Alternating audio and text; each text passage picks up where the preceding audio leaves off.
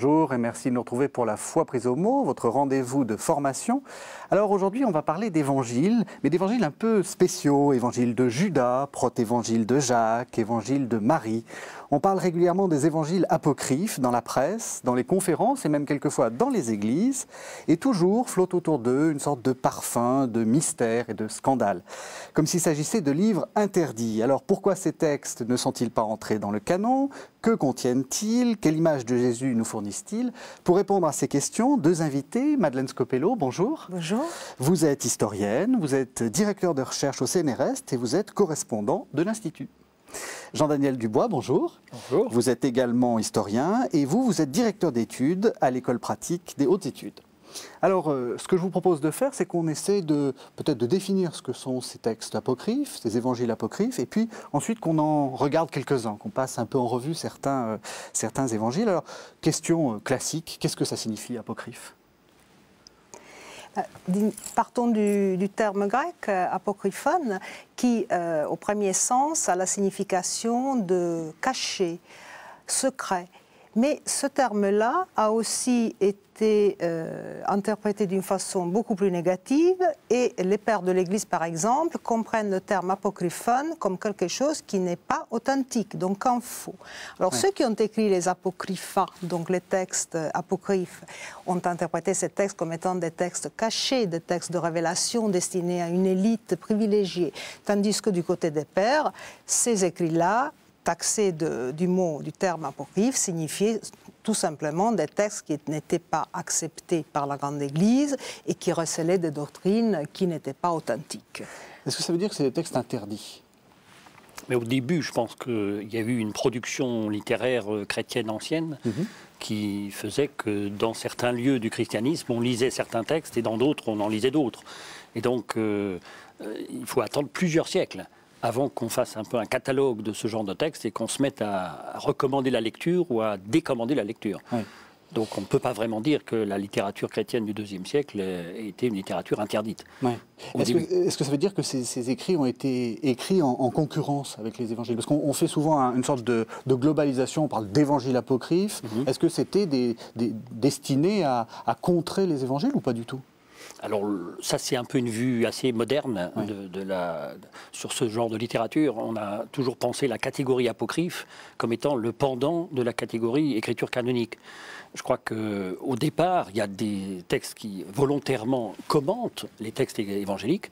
Il y en a d'autres qui s'inscrivent dans une toute autre perspective. Je pense aux actes apocryphes d'apôtres où, par définition, on donnait dans les actes apocryphes d'apôtres des choses qui n'étaient pas retransmises par les textes canoniques. Donc en fait, on donnait des suppléments à des textes qu'on lisait, qu'on vantait les mérites des apôtres par le biais de raconter ce qu'ils avaient fait comme prédication, éventuellement leur martyre. C'est un peu les ancêtres de la littérature hagiographique, des actes de saints. Tout à fait. Vous avez parlé de grande église. Alors ça veut dire quoi? Ça veut dire qu'il y avait d'autres communautés? Ça veut dire comment s'imaginer l'église du IIe siècle? Supposons que je suis dans l'église du IIe siècle, je pointe à plusieurs églises. Comment ça peut se décrire? Le paysage du premier christianisme est multiforme, il est très diversifié. Les gens qui adhèrent à une église ou à une autre, dans une région ou dans l'autre, se prétendent tous les vrais chrétiens. Si vous prenez par exemple des auteurs ou des courants gnostiques, ils se prétendront comme ceux qui ont eu vraiment la plus pure des révélations, le chrétien dans son sens le plus accompli. D'autres chrétiens plus dans la norme aussi auront cette prétention-là. Donc finalement, à cette époque-là, tout le monde se pense chrétien. C'est nous qui avons mis des étiquettes, des labels finalement sur différents groupes de gens qui adhéraient à des doctrines que nous avons appelées par certains noms. Dans le mot gnosticisme est très courant, il y a beaucoup d'apocryphes appartenant à la gnose. Effectivement, c'est une étiquette que nous avons mis, nous, sur ces textes. Ou alors des écrits dits docètes, ceux qui croient que le Christ est une entité seulement divine. Vous dire qu'il a fait semblant d'être un homme. Qui a fait semblant d'être un homme. Donc c'est aussi une étiquette que nous mettons sur ce genre finalement de spéculation. Mais il est vrai que dans certaines parties de l'Orient chrétien, il y a davantage de représentants dans certains courants qu'un autre. Par exemple, il y a des textes qui montrent un encratisme, un ascétisme très poussé, des textes nés en milieu syriaque, auxquels par ailleurs l'évangile de Thomas, dont nous allons parler tout à l'heure, est apparenté. Donc ça reflète un certain type de christianisme. Ce qu'on appellera la Grande Église plus tard refusera ces positions trop accentuées. Alors, une question pour l'un et pour l'autre. Si je prononce le mot d'hérétique, qu'est-ce que vous en pensez? Est-ce que c'est des hérétiques, ces gens-là? Vu du côté des pères de l'Église qui ont dû lutter contre des mouvements qui prenaient de l'importance et que finalement leur soutiraient de la clientèle, si on peut dire, c'est-à-dire des fidèles, oui, ils taxent le gnosticisme et d'autres courants d'hérésie parce qu'ils pensaient qu'ils ne respectaient pas la doctrine de l'Église, de la Sainte Église. Mais évidemment, ces gnostiques ou d'autres personnes appartenant à des mouvements diversifiés du premier christianisme ne s'identifiaient pas du tout dans cette étiquette-là. Donc là aussi, c'est un label vu du côté des adversaires, mais ce n'est pas un label qu'on puisse adopter comme ça. De fait, on part de moins en moins d'hérésie pour définir la gnose ou d'autres courants de pensée. Hérétique, est-ce que ça vous va comme nom, Jean-Denis Dubois? Moi, j'insisterais plutôt sur le fait que quand on essaie de représenter la façon dont la littérature chrétienne est née, il faut voir un effort de diffusion qui est parti, disons, de la Judée, de Jérusalem, de la Galilée, de là sur le nord de la Palestine, puis après l'Asie mineure, mais aussi un courant qui est allé en Égypte. Et puis finalement, en quelques dizaines d'années, on est à Rome, on est à Carthage, on est à Athènes. Et de fait, chacun de ces milieux a essayé de revendiquer une identité chrétienne, en général autour de la figure d'un apôtre. Alors, certains apôtres, Pierre, Paul, Jacques, André, ont eu finalement une carrière orthodoxe. Mais il y a aussi eu, autour de certaines de ces communautés, des gens qui lisaient d'autres textes que les textes qui sont progressivement devenus orthodoxes. Je pense à l'évangile de Pierre, où, dans certains cas, certains lisaient l'évangile de Pierre comme un texte tout à fait banal, mais d'autres ont lu ce texte comme un texte pas du tout banal et pas du tout orthodoxe. Donc, je crois qu'il faut attendre au moins 1 ou 2 siècles avant que cette catégorie d'orthodoxie ou d'hérésie se mette en place. De fait, au IVe siècle, les choses seront claires. Parce qu'il y aura des grands conciles où on décidera qui est ce qui est à l'intérieur de l'Église, qui est à l'extérieur de l'Église.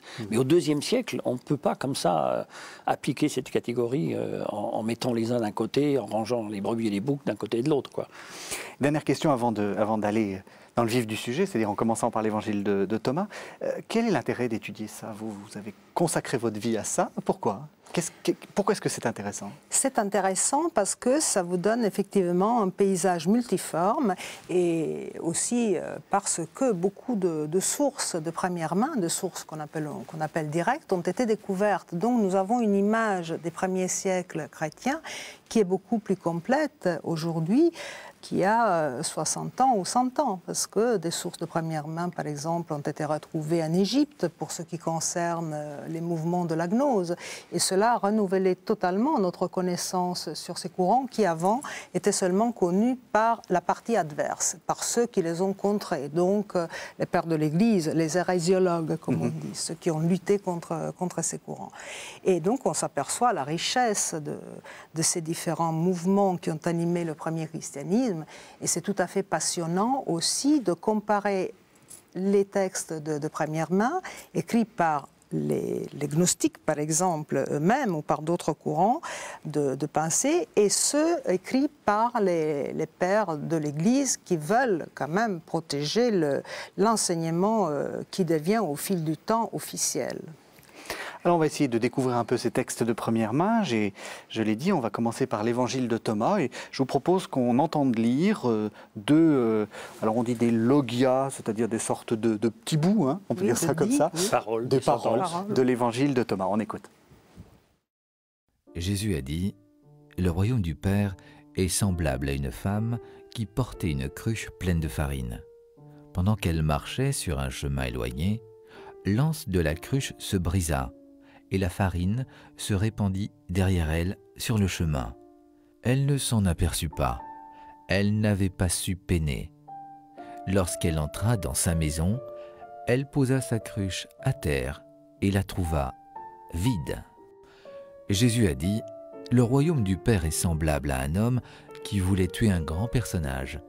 Il dégaina l'épée dans sa maison et perça le mur pour voir si sa main était ferme. Alors, il tua le grand personnage. Alors Jean-Daniel Dubois, ce qui est assez étrange, c'est qu'on reconnaît un peu les paroles de Jésus et puis elles ne sont pas dans les évangiles. Et on peut se demander si Jésus n'aurait pas effectivement pu les prononcer, ces paroles-là.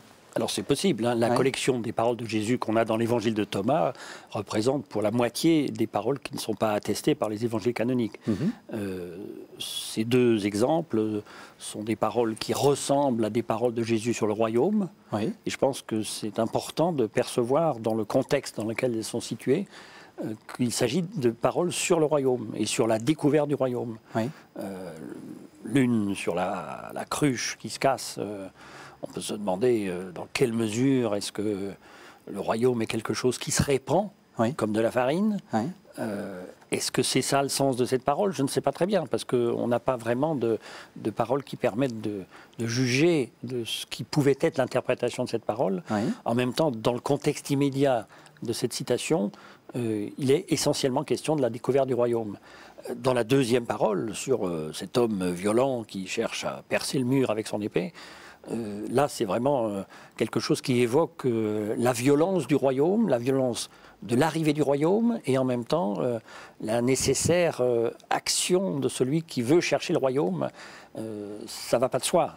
Ça rappelle très fort la parabole de celui qui arrive comme un voleur dans la nuit. Enfin, c'est vraiment, on sent qu'il y a quelque chose. Tout à fait. Alors, est-ce qu'on peut dire que ces paroles sont authentiques ou est-ce qu'elles ne sont pas authentiques? Parce que c'est la question qu'on se pose souvent. Est-ce qu'il faudrait les remettre dans l'évangile canonique ou pas? Alors, parole authentique ou pas, on n'arrivera jamais à pouvoir historiquement décider si c'est une parole authentique ou pas. Il y a quelques dizaines d'années, on pensait qu'on pouvait encore faire ça. Il y a quelques critères qui ont été établis pour essayer de montrer qu'il y a des paroles qui sont plus vraisemblables que d'autres. Plus la parole évoque une préoccupation des chrétiens, par exemple, du IIe siècle ou même postérieur. Dans l'évangile de Thomas, il est question même du terme de moine. A priori, au 1er siècle, il n'y a pas de monachisme, comme on en connaît au 4e siècle. Donc, il est possible que telle ou telle de ces paroles soit colorée de préoccupations bien postérieures à Jésus. Dans le cadre de ces deux paroles, je crois que la tonalité est une tonalité assez eschatologique. On attend le royaume et on se demande comment y arriver. Alors, c'est quoi cet évangile de Thomas? Vous avez parlé de milieu syriaque, vous avez dit que c'est coloré par, certaines préoccupations. Oui, je pense qu'effectivement, l'évangile de Thomas relève de ce milieu très ascétique qui est particulièrement apparenté à la Syrie et à la Mésopotamie des premiers siècles. Effectivement, là aussi, on trouve des exemples de monachoi, d'isolés, de solitaires, donc ce qui donnera effectivement postérieurement le sens de moine. Donc l'encratisme, l'ascétisme, le refus du monde. C'est le refus total de relations sexuelles, voilà, puis même de nourriture. Refus de la chair, refus de rapports sexuels, refus aussi, par extension, de tout ce qui peut être lié à la nourriture, au vin et au plaisir mondain, ou même aux beaux vêtements. Donc c'est très fort dans ces textes-là. Et sur l'évangile de Thomas est sûrement empreint de ce genre de thématique.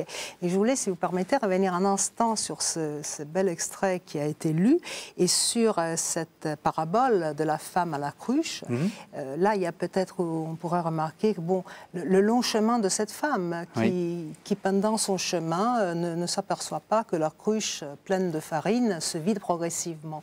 Donc il y a là peut-être une symbolique du trajet de la vie humaine et des hommes qui arrivent à la fin de leur vie sans s'être aperçus de ce qu'ils transportaient, du trésor, peut-être du trésor intellectuel qu'ils possédaient ou de leur esprit, et ils le répandent vainement.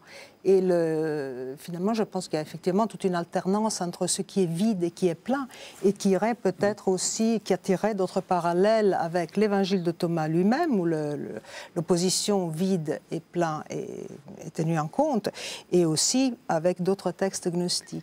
Donc c'est une figure de femme dispersée ou dissipée qui est tracée là, je pense, du moins. Mais c'est intéressant parce qu'on voit que vous en tirez une certaine sagesse de ces textes. Il faut les lire aussi un peu comme des recueils. Alors peut-être pas avec l'œil canonique en disant parole d'évangile entre guillemets, mais on voit bien que vous en tirez un enseignement très subtil. Enfin, il faut pas hésiter à les lire comme ça. Oui, je pense que les personnes qui lisaient ces textes en tiraient un enseignement de vie.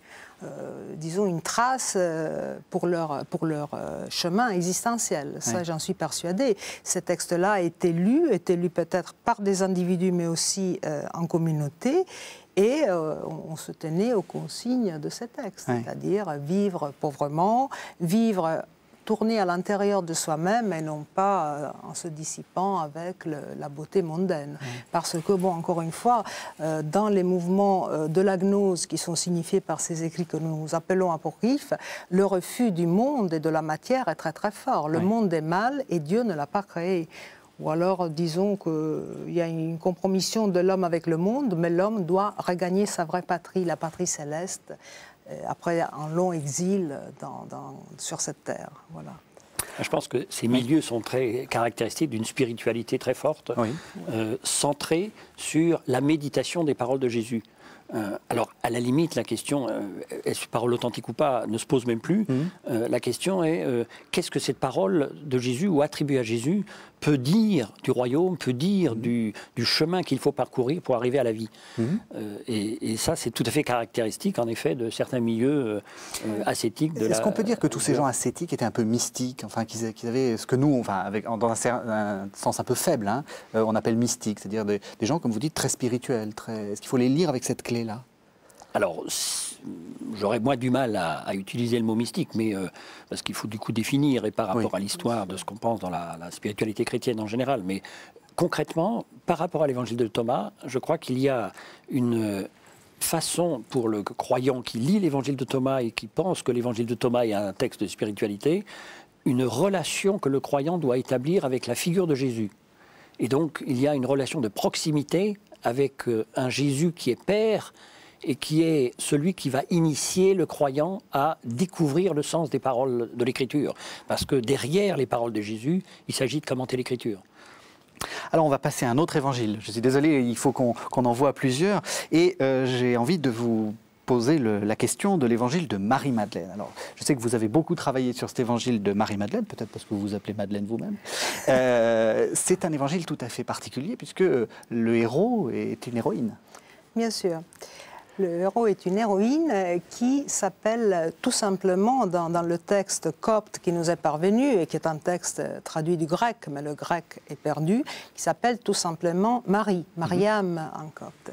Mais l'identification avec Marie de Magdala est tout à fait certaine. Or, dans les écrits gnostiques, il y a plusieurs textes qui se réfèrent à Marie de Magdala, même si elle est toujours appelée Mariam, et non pas Marie de Magdala, avec le toponyme accolé à son nom.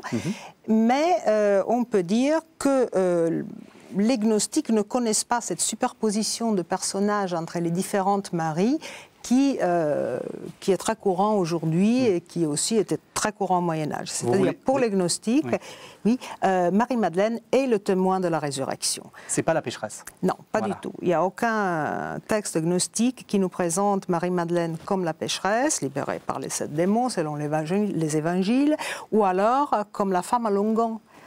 L'onction de Béthanie, etc. Ça ne fait pas partie du patrimoine gnostique sur cette figure de Marie-Madeleine. Mais la résurrection, oui, le premier témoin, est aussi celle qui a aimé le Christ et qui l'a reconnu à la résurrection. Alors, qu'est-ce que ça veut dire qu'une communauté qui fait de son personnage principal une femme? Est-ce que ça nous dit quelque chose du premier christianisme? Parce qu'on dit souvent que le christianisme est un peu patriarcal, enfin qu'il y a quelque chose, que les hommes ont pris les commandes et puis que voilà, les femmes se sont fait écarter. Est-ce qu'on peut, par cette figure-là, se dire qu'il y avait des communautés qui étaient un peu féministes, entre guillemets?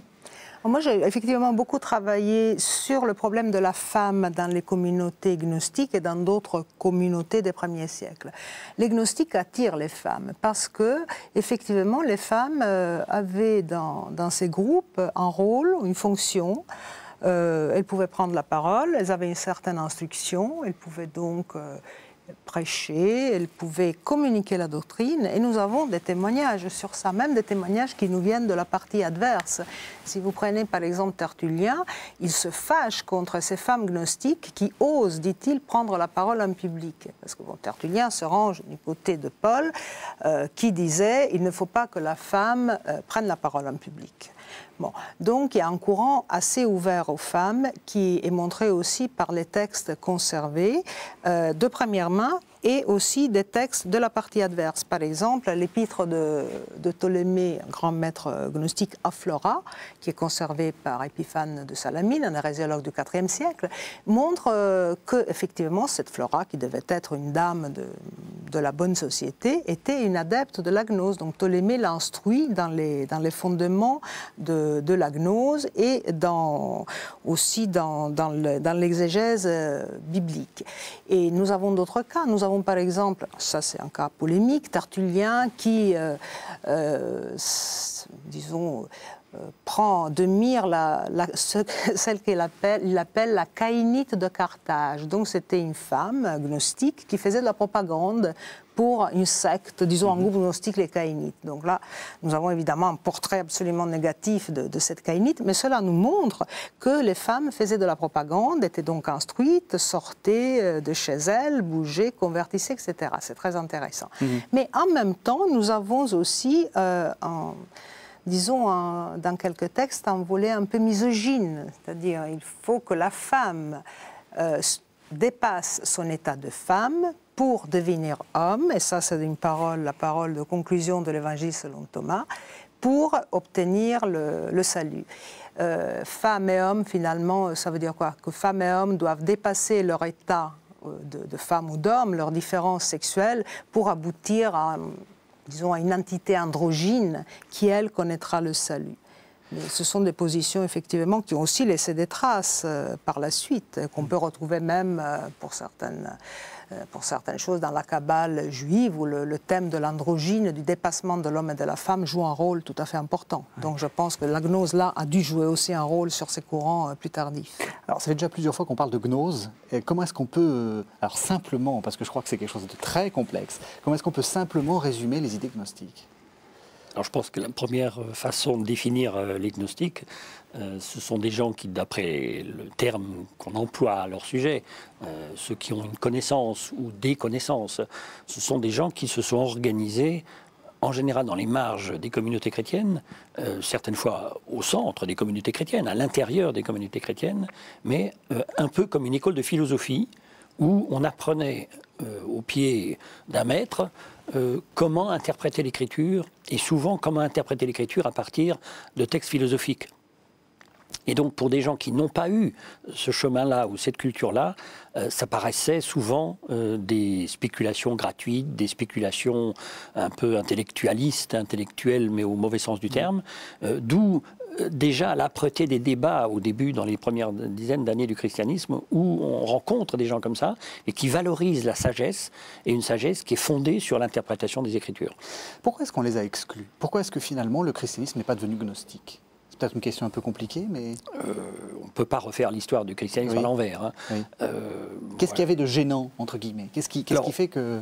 Je pense, quand on lit certains hérésiologues, je pense à Irénée à la fin du IIe siècle, Irénée justement se bat contre les gnostiques précisément sur des questions qui concernent l'interprétation des Écritures. L'un des points centraux dans la discussion porte sur l'interprétation du Dieu biblique de la Genèse. Oui. Les gnostiques, et c'est une idée générale qu'on retrouve pas simplement chez les gnostiques chrétiens, l'idée générale autour du Dieu de la Genèse, c'est que ce Dieu de la Genèse a fait une création, mais peut-être un monde qui n'est pas très bon. Et en disant cela, ça sous-entendait que les gnostiques pouvaient avoir une interprétation de la transcendance divine, un Dieu un peu platonicien, qui était le beau, le bien, qui rassemblait l'ensemble des idées, mais qui n'était peut-être pas lié au monde d'ici-bas de la même façon que le Dieu biblique de la Genèse. Donc voilà un exemple de débat où comment interpréter de façon chrétienne le Dieu biblique juif et comment l'interpréter avec les catégories de la philosophie. Je crois que peut imaginer que ce type de débat a engendré des débats féroces. Quand on voit ce que dit Irénée justement sur l'interprétation gnostique du démiurge ou du Dieu biblique,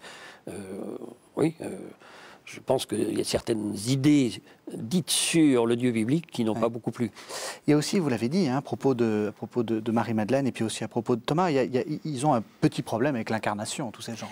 Exactement. Donc effectivement, comme Jean-Daniel Dubois l'a parfaitement souligné, il y a le problème du Dieu biblique, du Dieu créateur qui est vu négativement, mais il y a aussi la vision que les adeptes de la gnose ont de Jésus, qui a suscité la polémique des pères de l'Église, parce que le Jésus des gnostiques est généralement une entité totalement divine.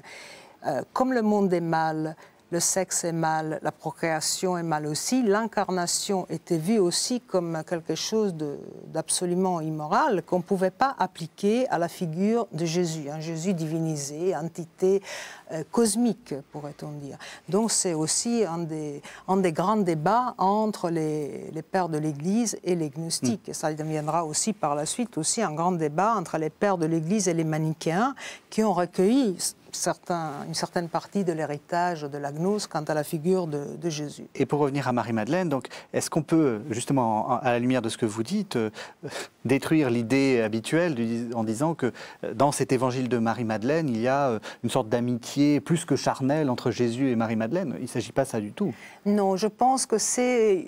Est-ce on pourrait appeler ça une complicité spirituelle? Évidemment, les textes gnostiques ont été lus très souvent par des auteurs contemporains comme l'expression d'une relation charnelle entre Jésus et Marie-Madeleine. Et le baiser, dont quelques textes gnostiques parlent, par exemple l'évangile de Philippe, et même dans l'évangile de Marie, nous avons l'allusion à un baiser. Ce baiser-là est un baiser spirituel, totalement mystique. Donc c'est une communication de connaissances, c'est pas du tout un baiser de la chair. Donc ce sont deux figures liées sûrement par un grand lien spirituel, et d'ailleurs qu'on retrouve déjà dans l'évangile de Jean, parce que si on lit le chapitre 20 de l'évangile de Jean, Marie-Madeleine au jardin, voyant le sépulcre vide, se désespère, mais quand Jésus l'appelle par son nom, il dit tout simplement Marie, et Marie-Madeleine répond Rabouni, c'est-à-dire petit maître, c'est un nom de la langue affective en araméen, vous voyez, donc en hébreu. Donc il y avait un lien spécial entre les deux figures. Je pense que le meilleur exemple qu'on peut tirer de l'évangile de Marie pour détruire ce mythe qu'on a créé surtout de façon contemporaine au XXe siècle, d'une Marie qui serait dans des relations un peu ambiguës avec Jésus. Dans l'évangile de Marie, il est question d'une parole évangélique explicite sur le trésor dans les cieux. Et dans l'évangile de Marie, la phrase dit explicitement « Là où est l'intellect, là est ton trésor ». Bien sûr. Ça sous-entend une compréhension du christianisme qui est fondée sur une opération intellectuelle. C'est pas pensable, c'est un contresens que d'imaginer en fait que toutes ces histoires de baisers sont des baisers charnels. Alors, ce que je vous propose de faire, c'est de changer encore une fois de texte. Alors, on avait prévu de parler de l'évangile de Pierre, mais je vois que le temps passe vite, et je vous propose que l'on passe directement à un texte qui a fait couler beaucoup d'encre, puisqu'on l'a trouvé, on l'a redécouvert il n'y a pas très longtemps. C'est l'évangile de Judas. Donc, on va entendre quelques extraits de l'évangile de Judas. Jésus disait aux 12 : que celui d'entre vous qui est fort parmi les hommes rejoigne l'homme parfait, et qu'il se tienne debout devant ma face. Alors ils dirent tous : nous sommes forts. Mais leur esprit ne put prendre le risque de se tenir debout devant lui, à l'exception de Judas l'Iscariote. Il fut à même de se tenir debout devant lui, mais il ne put le regarder de ses yeux. Au contraire, il détourna son visage. Judas lui dit : je sais qui tu es et de quel lieu tu es sorti.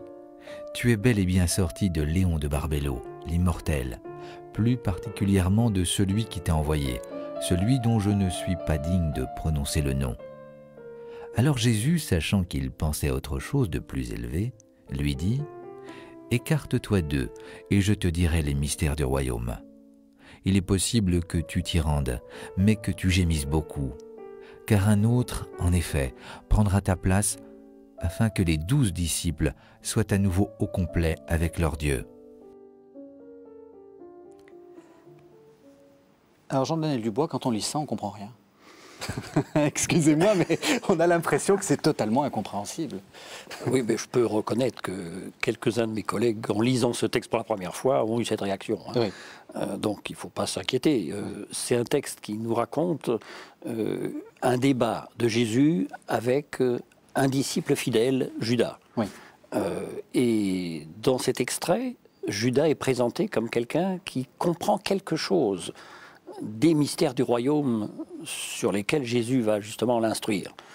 Donc, pour le dire comme ça, de la même façon qu'on avait dans l'évangile de Thomas des paroles de Jésus dites et écrites par Judas Thomas, on a ici un scénario narratif avec les disciples rassemblés, mais au sein du groupe des disciples, il y en a un qui comprend quelque chose un peu mieux que les autres disciples, c'est Judas.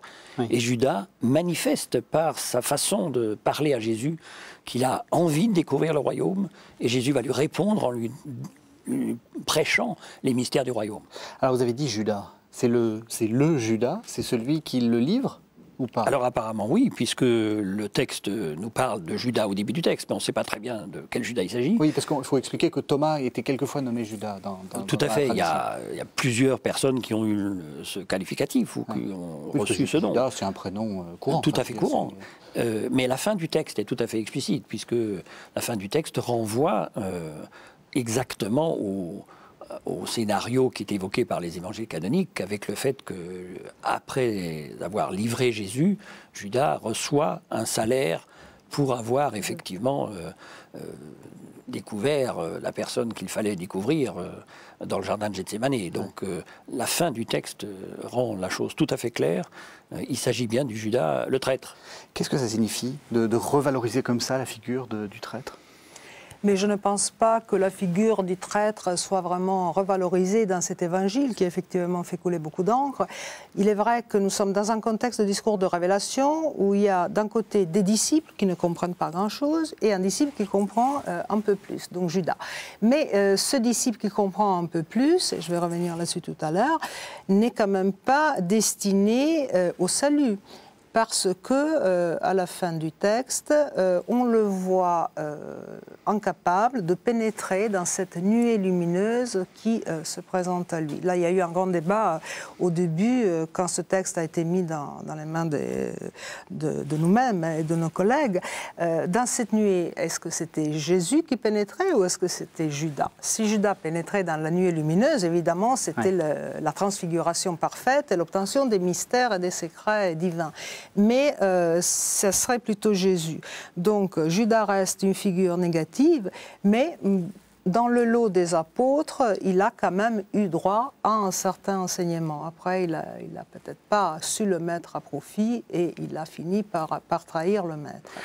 Mais ce qui est intéressant dans le passage qui a été lu, c'est effectivement la présence, par exemple, du fait que Judas, du thème de Judas se tenant debout. Or, c'est là une thématique bien gnostique, mais auparavant en grec, c'est la thématique de celui qui est capable de se tenir debout, le oestos, et ce qui signifie la posture de l'homme et la posture intellectuelle, la posture spirituelle de celui qui finalement est capable d'écouter les mystères ou la sagesse divine. Donc ça, c'est très intéressant que cette thématique soit appliquée à Judas. Et bon, il est sûrement mis à part. Les autres disciples ne comprennent pas grand-chose. Judas a quand même une vision d'une maison dans les hauteurs.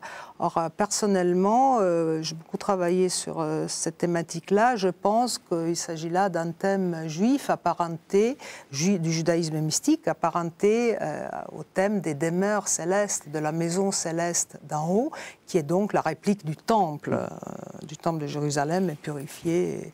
Voilà. Ça signifie quoi que ni Judas ni les disciples comprennent? Ça veut dire que l'Église, ou en tout cas l'Église telle qu'elle est vue par l'évangile de Judas, est totalement discréditée finalement. C'est des gens qui sont très très hostiles. Alors, moi, je divergerai un tout petit peu de ce que vient de dire... Querelle des spécialistes. Non, mais c'est bien. Nous lisons l'un et l'autre le texte et on essaie d'en rendre compte. Mais c'est bien. Je crois qu'on lit ce texte aussi parce que on a en tête le petit paragraphe que Irénée de Lyon, à la fin du IIe siècle, a fait sur un certain évangile de Judas qui circulait dans un certain milieu dit gnostique. On ne sait pas si le texte copte que nous avons aujourd'hui correspond exactement à la forme du texte qu'on a dans ce que pouvait envisager Irénée quand il parle de ça. Oui. Mais quand même, ce que dit Irénée sur le texte, c'est que Judas avait une position particulière et il devait accomplir le mystère de la trahison. Oui. Donc, ça sous-entend qu'on a là une sorte de lecture un peu anti-canonique, anti-évangélique, par rapport à sans doute une figure de Judas qui est vilipendée dans le christianisme ancien, et surtout dans les quelques dizaines d'années après la mort de Jésus. On peut comprendre que certains aient voulu en fait revenir à une autre image de ce qu'était ce Judas. Il faut se souvenir que Judas avait aussi les cordons de la bourse dans le groupe des disciples. Si on lui laissait prendre les cordons de la bourse, c'était quelqu'un qui devait, dans le groupe des disciples, avoir une importance importante, comme un intendant du groupe. Et donc, il peut y avoir dans le groupe des disciples et des disciples, des gens qui pensaient que Judas n'était peut-être pas simplement ou seulement ce mauvais traître. Donc, je pense effectivement ce que nous dit Irénée sur cet évangile de Judas qui circulait au IIe siècle, c'est un portrait de Judas qui correspond peut-être pas tout à fait à ce qu'on peut trouver, par exemple, dans l'évangile de Luc ou dans les Actes des Apôtres. Ceci dit, ça pose la question de savoir, mais à quoi sert un texte comme ça? Qu'est-ce qu'il peut nous raconter sur Judas? Je pense que, d'une manière générale, il ne faut pas y chercher des renseignements historiques sur Judas. Je ne pense pas que cet évangile de Judas voulait compléter par des documents quelque chose de la biographie de Judas. En revanche, il s'agit de nous dire quelque chose sur les moyens d'accès au salut. Alors malheureusement, dans le texte, il n'y a pas énormément de renseignements précis sur ça, parce qu'on ne sait pas très bien jusqu'où va Judas dans son parcours. Mais je pense, peut-être à la différence de ce que disait Madeleine Scopello, que le chemin du parcours vers le royaume est indiqué, et Judas dépasse les 12 disciples, parce qu'on nous dit explicitement qu'à un moment, il est d'un 13e niveau. Il n'est pas encore à la fin du parcours, mais il peut déjà faire un peu mieux que la plupart des disciples. On a une idée de quand date ce texte, parce que effectivement, si on le date d'une date très proche des évangiles, c'est un peu gênant. Si on est dans une date plus lointaine, on peut penser qu'il connaît déjà bien les évangiles et qui fait une sorte de commentaire à sa sauce, si on peut dire, des évangiles. On a une idée? De toute façon, Irénée de Lyon, qui cite un évangile de Judas, est-ce que c'est le même? On ne sait pas exactement, écrit vers 180. Donc l'évangile de Judas peut très bien dater du milieu du IIe siècle. 150, et les sources qu'il exploite, c'est-à-dire des sources culturelles qui sont à la fois platoniciennes, du platonisme tardif, du moyen platonisme et des sources du judaïsme mystique et des sources aussi d'autres écrits gnostiques me semblent tout à fait convenir pour cette datation. Parce que l'écrit est aussi intéressant finalement par toutes les sources qui l'animent, non seulement par ce personnage de Judas, qui quand même n'arrive pas à pénétrer dans un monde supérieur, parce qu'il est encore sous l'emprise de sa classe. Or, sa classe, c'est un des noms du démiurge, finalement. Donc du méchant. Du méchant. Justement, vous avez évoqué un des noms du méchant. Dans le texte qu'on a lu, il y a le nom du gentil, qui est Barbello. Qu'est-ce que ça signifie? Tu es bien sorti de Léon de Barbello. Alors, Léon de Barbello. Léon, tout d'abord, disons, on peut traduire cela en français par monde céleste. Barbello était une entité fréquente dans des textes mythiques de la gnose, figure féminine, finalement compagne du père, on pourrait dire. Et le nom de Barbello est intéressant parce qu'on peut y retrouver la racine de barba et lo, c'est-à-dire Dieu en 4. Alors Dieu en 4, ça nous fait penser au tétragramme divin que l'on ne prononce pas. Vous voulez dire le nom de Dieu qui a 4 lettres. Oui. Exactement, que l'on ne prononce pas, et qui signifie finalement dans ce domaine de la gnose, la connaissance parfaite. Donc Judas sait quelque chose, oui, il sait d'où Jésus vient. Il sait qu'il vient d'un monde supérieur. Et il dit aussi, me semble-t-il, il n'ose pas prononcer le nom. Donc ça, c'est très intéressant. Ces noms-là, les noms divins, que ce soit le nom de Dieu, le tétragramme, que les noms des anges, on ne les prononce pas. Ou si on prononce les noms des anges, c'est dans le silence. Il y a beaucoup de spéculations du judaïsme mystique, à mon sens, qui ont animé cet évangile de Judas.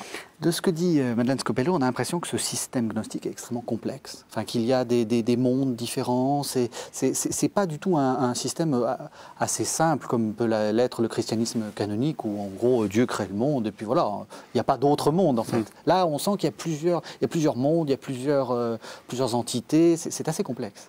Ah ben, l'évangile de Judas rapporte dans les fameux mystères du royaume que Jésus transmet à Judas une série de renseignements sur la cosmologie et sur l'organisation des cieux et surtout sur les fameux anges qui gèrent tel ou tel cieux. C'est ce que dit Madeleine Scopello là sur le contexte juif de certaines spéculations sur les noms de Dieu, les noms des anges qui entourent le trône divin. On a en effet une série de spéculations attestées dans ce texte qui sont comparables à des textes gnostiques environnants. Effectivement, on peut voir ça comme une spéculation un petit peu compliquée, mais je crois qu'il faut partir de l'idée simple qu'il y a un trône divin avec des anges qui entourent ce trône divin, et il y a une organisation des cieux entre le ciel de ce trône divin et notre terre qui fait qu'on peut parcourir jusqu'à 360 cieux, dit le texte. Bon. Peut-être qu'il y a un peu trop de monde dans ces différents cieux, et que ça peut peut-être ne pas plaire à certaines figures ecclésiastiques de la Grande Église. Ouais. C'est-à-dire que, vous voulez dire que ces spéculations, enfin, on peut dire que c'est l'importation des spéculations juives, et puis très largement, vous l'avez dit, platoniciennes, dans le christianisme, alors que le christianisme canonique, entre guillemets, enfin, où la Grande Église a tenté de se débarrasser de tout ça. Est-ce qu'on peut voir ça comme ça, en fait? Est-ce qu'on peut voir une sorte de maintien de choses qui existaient au temps de Jésus et qui ont été petit à petit abandonnées par la Grande Église? Oui, mais il faut aussi voir que dans le monde gréco-romain d'alors, pratiquement tout le monde croyait au hasard et à la nécessité. C'est-à-dire que chacun était mené par son destin personnel, et le destin personnel des gens était géré par soit des démons, soit des entités angéliques. Alors, quand le judaïsme a cherché à vanter les mérites de tel et tel ange responsable, soit de telle et telle partie du corps humain, soit de telle région du globe, on voit effectivement dans certains milieux du judaïsme mystique des gens qui essayent d'expliquer à partir du texte biblique comment en fait le monde a été géré et est gérable. Les gnostiques ont cherché à dire on ne va pas s'embarrasser de toutes ces entités angéliques qui dirigent soi-disant le monde, on va essayer d'avoir un accès direct avec le monde de la transcendance. Alors, ça sous-entend en effet certaines pratiques spirituelles, ça sous-entend une certaine démarche de foi, ça sous-entend une spiritualité qui ressemble à une démarche philosophique, mais qui ressemble aussi en fait à un refus de 36 sortes d'horoscopes auxquels on ne croit plus dans certains textes gnostiques. Oui, si je peux peut-être ajouter un petit complément, les grands anges qui entourent le Dieu transcendant de la gnose ne sont plus ces anges qui ont effectivement, comme vous le dites très justement, une fonction quelconque pour gérer le ciel, ou les cieux, encore mieux, mais ce sont des anges qui représentent la transcendance divine. Donc là, il y a un rapport tout à fait différent, un rapport presque d'identification entre le gnostique et ces anges qui chantent jour et nuit le louange de la divinité absolument transcendante. Donc là, on revient dans l'idée, alors vous n'avez pas le mot mystique, mais on revient dans l'idée que c'est des gens extrêmement spirituels qui veulent disons, il y a un monde derrière ce monde et ils veulent s'y associer d'une certaine façon. Bien sûr, c'est la véritable patrie, comme le disent beaucoup de textes. Ouais. La véritable patrie qu'on doit gagner en s'éloignant de ce monde et de ses ruses et de ses leurres, finalement. Ouais. Le monde est très négatif. Le monde, la Terre est vue comme effectivement le monde de l'illusion. le monde où plein de filets sont tendus pour capturer l'âme. Donc l'âme doit remonter à sa véritable patrie dans les hauteurs. Alors on arrive malheureusement à la fin de cette émission et j'ai envie de vous poser à l'un et à l'autre une question personnelle. Alors, je vais commencer par vous, Madeleine Scopello. Si on a envie de se jeter à corps perdu dans l'étude de ces textes, par quoi est-ce qu'il faut commencer? Quel est pour vous le plus beau texte et qu'est-ce qui vous semble apporter? Qu'est-ce qui fait qu'il mérite d'être lu? Alors, si le plus beau texte, si on considère la production de première main, parce qu'on a aussi beaucoup de beaux textes qui nous ont été transmis par les pères de l'Église, bien sûr, ils ont été réfutés, mais enfin, ils ont transmis des extraits très importants de grands maîtres de la gnose, de grandes figures de la gnose. Mais si on se cantonne à la production littéraire des gnostiques eux-mêmes, je songerais sûrement à un texte de Nag Hammadi, donc qui font partie de cette grande découverte archéologique qui est advenue en 1945 et qui a mis à notre disposition environ 53 textes gnostiques.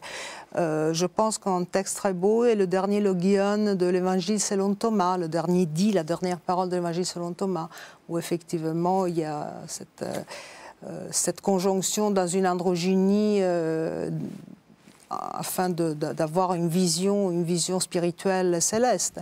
Ou alors, moi, personnellement, j'aime beaucoup un traité qui s'appelle l'exégèse ou l'interprétation de l'âme, où l'âme est comparée à Hélène et à Ulysse, donc des citations d'Homère que les gnostiques connaissaient, et l'âme souhaite revoir sa patrie, tout comme Ulysse qui souhaitait revoir la fumée qui se levait de sa terre d'Ithaque. Je trouve que c'est très beau pour finalement ce retour de l'âme à sa véritable patrie après son exil sur terre. Si on a envie de lire ça, on trouve ça où?